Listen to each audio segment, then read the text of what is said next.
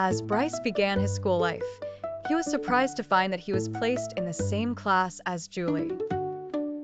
Juli was thrilled to see Bryce, as she liked him very much and always wanted to spend time with him. However, Bryce felt incredibly awkward because in elementary school, kids often mimic adult logic and jokingly referred to Juli as his girlfriend. Whenever this happened, Bryce felt embarrassed and tried to avoid Juli as much as possible. Juli in this book is a truly beautiful character.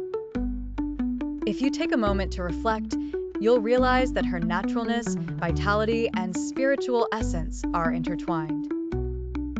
Juli was the only one who noticed Bryce's eyes, and what she saw in them wasn't just the world around him, but a glimpse of imagination beyond it, a deep love for life. Some people's eyes seem dull and lifeless because they lack this love. That brightness can only be released by a life that grows naturally. But Bryce was different. He came from a middle-class family.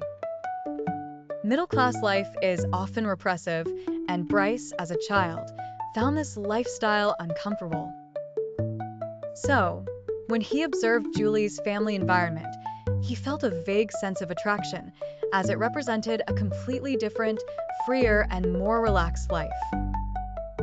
However, he outwardly rejected Juli because she had no sense of boundaries, often engaging in behaviors that went beyond what was considered normal.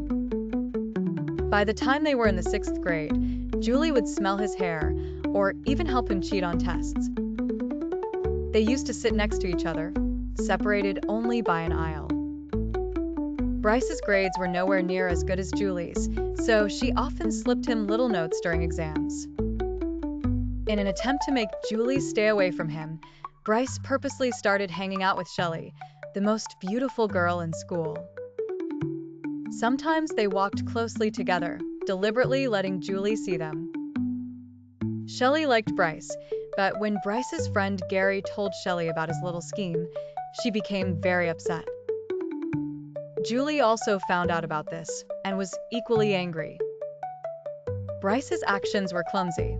The behavior of this immature boy is somewhat concerning, as he naively uses others as tools to solve his problems. His actions not only strained his relationship with Juli, but also created a sense of confusion within himself.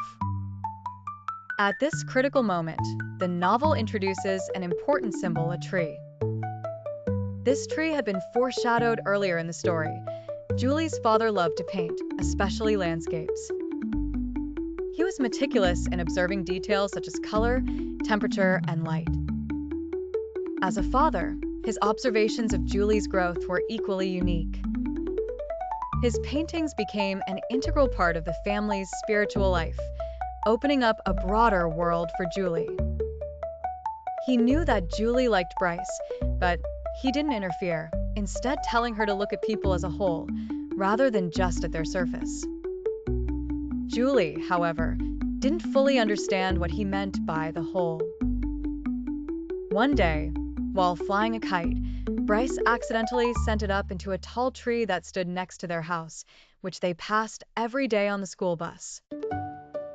Juli decided to climb the tree to retrieve the kite. Climbing a tree was typically something boys did, so it was unusual for a girl to take such an action.